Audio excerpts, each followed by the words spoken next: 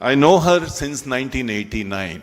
I'm saying this in front of everybody. She was a housewife, and circumstances in 1995, 1996, when Sir became Chief Minister in 1995, she was pushed into business. It was not her choice, but she moved into business. She was only a housewife. She knew nothing. And Heritage was a startup, small company, which started probably in 89, 90 types. Am I right, Buna? And she, every day she used to go at about 10, 10:30 until 5:30, 4:30. And she played a profound role in whatever Heritage is today. Do you agree with? Always agree with the mother, that's what he says. So, and this is a fact. The second part is 2 years back when Destiny took the family, forced the family to come out and fight for justice. She came out. She never came out into the politics, speeches, etc., etc., whatever I know of her. And I used to go in 90s to her every 2-3 months.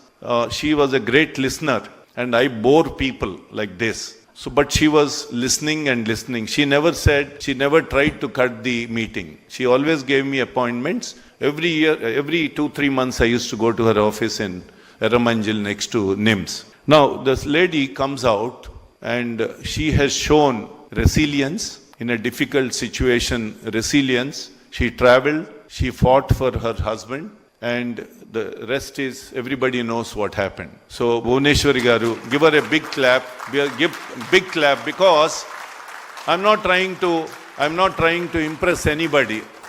There is no need at all. But I'm telling you a fact. I was a silent watcher, and since I know her for almost 35 years, particularly 30 years, I thought this is the right occasion for me to tell people this is the past, this is history. So as a family, they are very supportive, cohesive, affectionate, and I owe them a lot. We've all suffered in our own ways. Manohar Garu was telling us about his experience of being arrested in a lovely place for 3 days.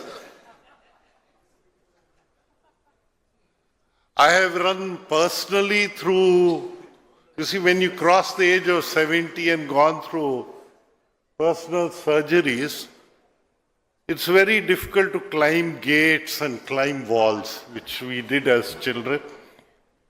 And I used to have frequent rope tying to my gate with constables put there for about, I had spent about a public representative for long years.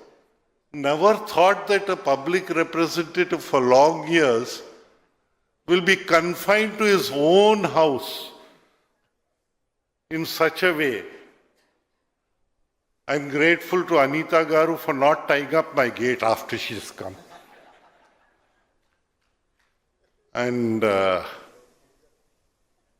in fact, grateful to all my friends.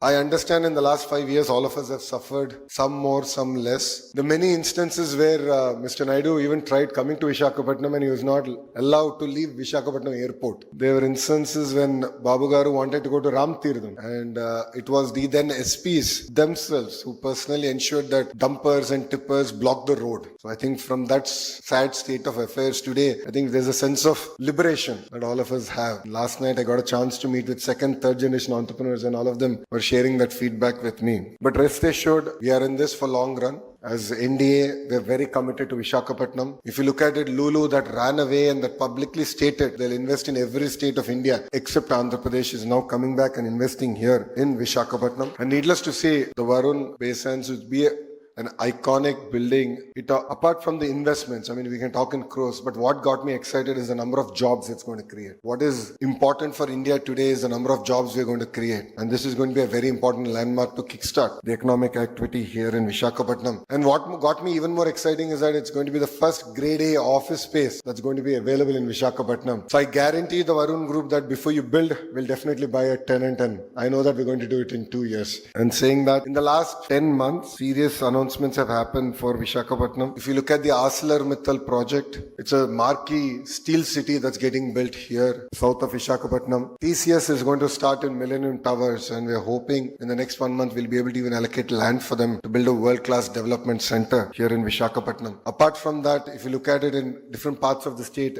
LG Electronics, Tata Power, BPCL, NTPC, various other projects have really taken off. Through these projects, we envisage 8 lakh crore investments coming into Andhra Pradesh, creating close to 5 lakh jobs, which is, something substantive that we've been able to achieve in the first 10 months of the government. 2019, while the entire state voted in one direction, Visakhapatnam voted in the other direction. It really means a lot for us politically. The MLAs that you have elected stood by us during our tough times. But I also have a grouse, and that was in 2024 elections. I remember I was sitting in the conference room, Mangalgiri counting was happening. And I was so excited. I said, I created history. 91,413 votes. No, don't clap here. I'm like, yeah, I created history. It's amazing. And I remember, I think he's here only. My secretary Naresh came. He said, sorry, sir. I said, what happened? He said, your record is broken. Who broke it? Palla Srinu Anna from Gajwaka broke it. I said, chalo, second place. I think that's where the losers start, but chalo, I'll accept it. That's reality. So I went to collect my certificate. I came back and I just stepping out. Then my PRO comes. He says, boss, now you're third. I said, how did this happen, boss? I just went and came out. He said, now Beamley is second. I mean, it just shows, and adding to what Ramu said, that Visakhapatnam knows how to show politicians their place. We're very humbled by it. So it puts greater responsibility on all of us to work hard to do good to Visakhapatnam. I hope Ram's speech was not telecasted live because other parts of Andhra Pradesh should be very upset with me. As our Chief Minister has always stated, one state, one capital, but development should be decentralized. A lot of work has happened in the past. And with brand Babu